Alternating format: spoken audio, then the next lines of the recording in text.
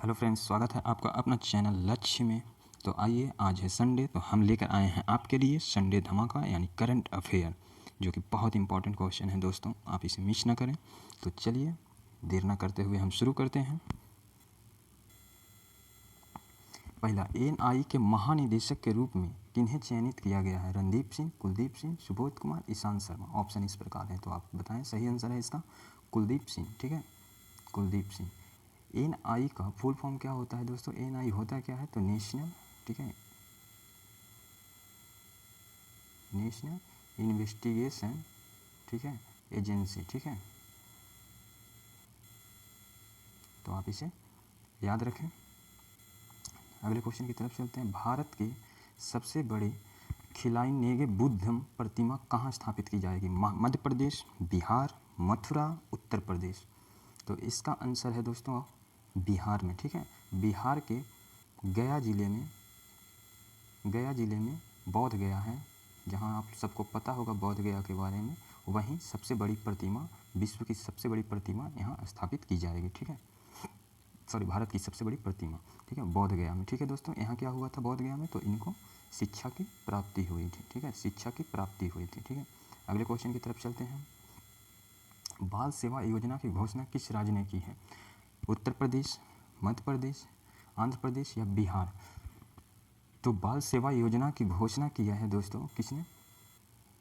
UP ने। ठीक है, उत्तर प्रदेश ने। इसमें है कि जो भी बच्चे अनाथ हुए हैं कोरोना काल में, उसे 4,000 रुपये की भत्ता दी जाएगी मासिक। ठीक है, और भी तमाम चीज़ दी जाएगी, जैसे एजुकेशन दी जाएगी, जो कॉलेज में पढ़ते हैं उसको अलग से दिया जाएगा। ठीक है, तो पूरा जो भी अपना राज्य सरकार है यूपी का, उस इस योजना का लाभ उठाने के लिए किए हैं। चौथा क्वेश्चन की तरफ चलते हैं। युवा पहल किसने शुरू की है? युवा पहल युवा कौशल विकास की क्षमता बढ़ाने के लिए युवा पहल किसने शुरू की है? तो ये शुरू किए हैं शिक्षा मंत्री ने। ठीक है, शिक्षा मंत्री भारत का भी कौन है वर्तमान में दोस्तों? रमेश पोखरियाल। ठीक है, शिशु सेवा योजना किस राज्य ने लागू किया? वहाँ बाल सेवा था, यहाँ शिशु सेवा है। शिशु सेवा असम ने किया है दोस्तों। ठीक है, असम ने किया है। ठीक है, इसमें है 3500 रुपया का भत्ता दिया जाएगा, वही चीज़ सेम प्रोसेस है। ठीक है, कोरोना काल में जो भी बच्चे अनाथ हुए हैं उनके भरण पोषण के लिए, एजुकेशन के लिए सभी से दिया जाएगा। ठीक है दोस्तों, आगे चलते हैं। माउंट एवरेस्ट पर चढ़ने वाला पहला नेत्रहीन एशिया व्यक्ति कौन था दोस्तों? ठीक है, कौन था दोस्तों?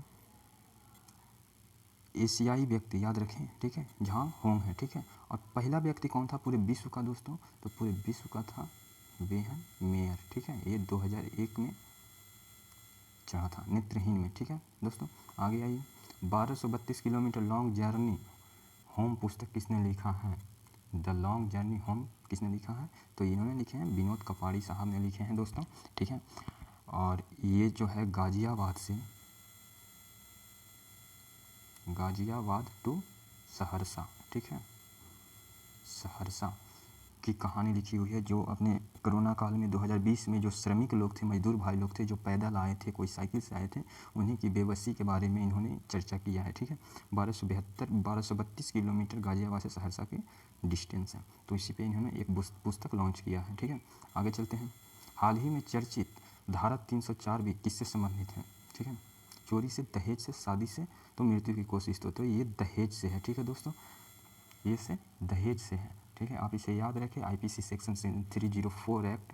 ठीक है, बी के तहत अगर कोई दहेज के मामले में कोई औरत की मृत्यु हो जाती है या फिर उसे प्रताड़ित किया जाता है, तो इससे 7 साल टू, ठीक है, आजीवन आपको कारावास हो सकता है दोस्तों। ठीक है, तो आप निश्चिंत रहें, तो ऐसी गलती ना करें और ना अपने परिवार में होने दें। हाल ही में चर्चित बीमारी हैप्पी हाइपरएक्सिया शरीर के किस हिस्से को प्रभावित करती है? तो ये लंग की ही करती है। जो कोरोना करता है, ये इनका भी यही फितरत है।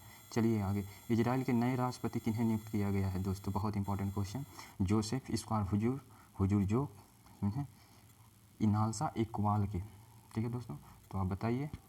इसाक हुजूग को नए राष्ट्रपति के किया है। ठीक है, यहाँ पे थोड़ा सा सुधार कर लेना, हुजूग। ठीक है, आगे क्वेश्चन आते हैं। हाल ही में चर्चित भाषण 4 दिन किस देश में स्थित है? ठीक है, इससे बहुत इंपॉर्टेंट है ये चीज़। चर्चित भाषण 4 दिन नहीं, 4 द्वीप है। ठीक है, तो ठीक है, ये बांग्लादेश में स्थित है दोस्तों, ठीक है, बांग्लादेश में स्थित है। बोला जाता है कि हिमालय की मिट्टी ले जाकर इस द्वीप को बसाया गया है, ऐसा, ठीक है। इसे तमाम नाम से और भी जानते हैं, जैसे इनसे चारदिया के नाम से भी जाना जाता है, ठीक है, चारदिया के नाम से भी जाना जाता है, थेंगर चार से भी बोला जाता है, ठीक है, थेंगर चार। या इन दिनों ये बहुत चर्चित रहा था। रोहिंग्या जो मुसलमान हैं, इनको बसाने के लिए बांग्लादेश ने चारदी भाषण जगह बसाया, वहाँ पे 1400 घर बनाने का वो किया गया है, मतलब, ठीक है। तो आगे चलते हैं।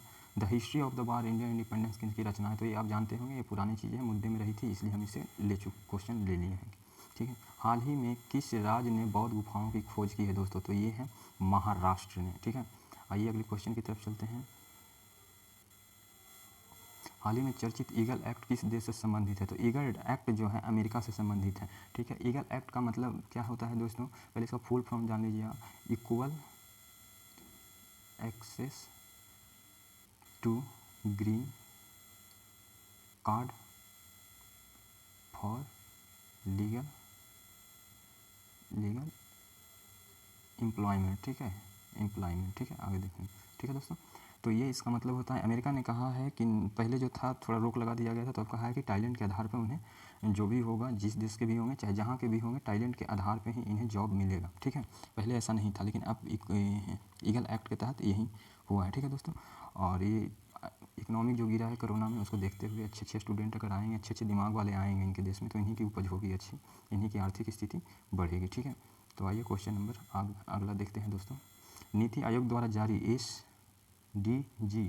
एसडीजी में 2020 से 21 में सबसे बेहतरीन प्रदर्शन करने वाला राज्य कौन है, तो सबसे बेहतरीन प्रदर्शन करने वाला आपका केरल है, और दूसरे नंबर पे हिमाचल है, ठीक है, हिमाचल है, ठीक है। एसडीजी जो होता है नीति आयोग द्वारा जारी किया जाता है दोस्तों, ठीक है, और नीति आयोग द्वारा जारी किया जाता है, ठीक है। नीति आयोग का गठन कब हुआ था, 1 जनवरी 2015 को। इनका अध्यक्ष कौन होता है, तो आप सबको मालूम होगा कि भारत के प्रधानमंत्री ही होते हैं, नरेंद्र मोदी, ठीक है। उपाध्यक्ष कौन है दोस्तों, तो राजीव कुमार हैं, ठीक है, आप इसे याद रखें। अगले क्वेश्चन की तरफ चलते हैं। हाल ही में नौसेना किस हाइड्रोग्राफिक्स का सेवा मुक्त किया है, तो INS संध्या, ठीक है। ये बहुत इंपॉर्टेंट क्वेश्चन है, लेकिन पूछा भी जा सकता है, नहीं तो इसलिए मैंने इसे नोट डाउन करवा दिया है, आप देख लेना, याद कर लेना, ठीक है। अगले क्वेश्चन की तरफ चलते हैं।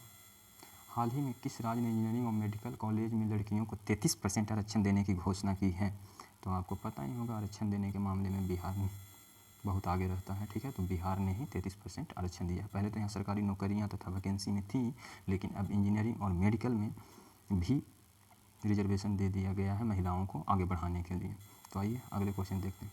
हाल ही में किस राज्य ने नीति आयोग के एक थिंक टैंक का गठन किया है दोस्तों, तो ये इसका आंसर गोवा हो जाएगा, ठीक है। थिंक टैंक क्या होता है दोस्तों, जब किसी चीज़ पे विशेष चर्चा किया जाता है या चिंतन किया जाता है, उसे थिंक टैंक नीति कहते हैं, ठीक है। तो गोवा कोरोना को लेकर हुआ है, ठीक है। किसकी रचना है, the players it my life books किसकी रचना, बहुत इंपॉर्टेंट क्वेश्चन है ये, ठीक है। ये देखिएगा जब रेलवे का क्वेश्चन होगा, तो ये चीज़ कितने बार पूछा जाएगा, आप खुद हमें कमेंट में बताइएगा जब एग्जाम होगा ग्रुप डी का, ठीक है, या CBT 2 का, SSC GD का, खास करके रेलवे के लिए बहुत इंपॉर्टेंट है, तो सारे एग्जाम के लिए, रेलवे के लिए बहुत ही है, ठीक है। तो इसके जो लेखक हैं, रचनाकार हैं, रवि शास्त्री जी हैं, ठीक है, भारतीय कोच भी हैं भारतीय क्रिकेट का। किस राज्य ने मंदिर के कर्मचारियों को अनुदान देने की घोषणा किया है, पहली बार कोई मंदिर के कर्मचारियों को अनुदान देने की घोषणा किया है, वो है तमिलनाडु। हर मंथली 3500 रुपया की भत्ता देने के लिए ये यहाँ की सरकार ने किए हैं, ठीक है। WHO ने भारत की दूसरी लहर के लिए जिम्मेदार कोरोना वायरस का नया वेरिएंट का नाम क्या रखा है, ठीक है। कोरोना को कोविड-19 का जो है उसका नया वेरिएंट जो आया है 2021 में, उसका नाम क्या रखा है दोस्तों, हमने WHO ने, तो WHO वर्ल्ड हेल्थ ऑर्गेनाइजेशन, ठीक है। आइए इसके बारे में देखते हैं, ठीक है। ऑप्शन कहाँ गया है, 20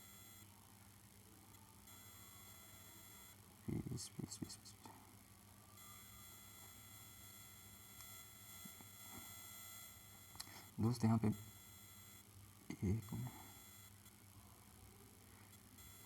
WHO ने भारत की दूसरी लहर का नाम क्या रखा है दोस्तों, तो आप बताइए, क्योंकि यहाँ पे कुछ ऑप्शन छूट गया है लगता है दोस्तों।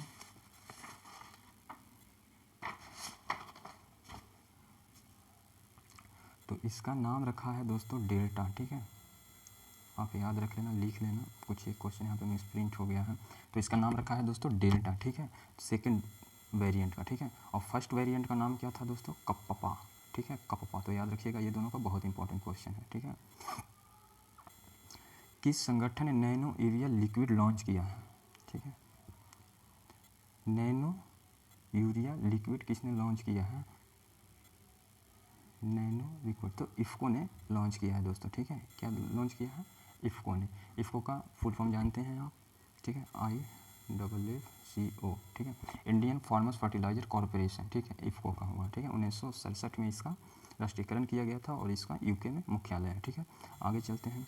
व्हाट्सएप ने किससे भारत के लिए शिकायत अधिकारिक नियुक्त किया? कुछ दिन पहले व्हाट्सएप, ट्विटर, फेसबुक सब पे वो मतलब बैन करने का आरोप आ रहा था कि भारत से बैन कर दिया जाएगा, लेकिन रविशंकर प्रसाद भारत के कानून मंत्री ने इन्हें कहा नहीं, इतनी आसानी से तो बंद नहीं हो सकती है, इसलिए अब आप इन्हें एक आधिकारिक रूप पे जो मतलब क्या बोलते हैं गलत चीज़ों पर नज़र रखेंगे और उन्हें तुरंत उसके बारे में किसी थाने में FIR करके उनके लोकल थाने में तुरंत नोटिस जाएगी और आपको फिर कार्रवाई भी हो सकती है। तो अब प्लीज़ अब व्हाट्सएप पे आप गंदे चीज़ ना भेजें, ना कोई भेजे तो उसे ब्लॉक कर दें, नहीं तो आपको लेनी की देनी पड़ सकती है दोस्तों। ठीक है, अब ये 24 घंटे नज़र रखी जाएगी। और कौन चयनित किए गए हैं? तो परेश बी लाल। ठीक है, आगे चलते हैं 25वें क्वेश्चन की तरफ। FIH विश्व रैंकिंग में किस देश की हॉकी टीम शीर्ष पर रहा है दोस्तों? तो हॉकी टीम किस देश की शीर्ष पर रहे हैं? तो ये है बेल्जियम। ठीक है, बेल्जियम। भारत का नंबर 4था है। ठीक है, FIH federation international D hockey इसका फुल फॉर्म होता है। ठीक है, फुल फॉर्म।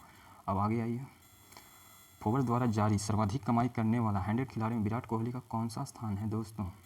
तो ये 2021 के माध्यम से 59वां, 2020 में इनका स्थान था 66वां। ठीक है, 2020 में इनका स्थान था 66वां। ठीक है, अब आइए, सतत विकास शहरी योजना भारत में किस देश के साथ हस्ताक्षर किया है कृषि के लिए? ठीक है, कृषि को बढ़ावा देने के लिए शहरी योजना, शहर को विकास करने के लिए भारत ने किस देश के साथ हस्ताक्षर किया है? तो यह है अपना जापान। ठीक है, आगे चलते हैं क्वेश्चन की तरफ।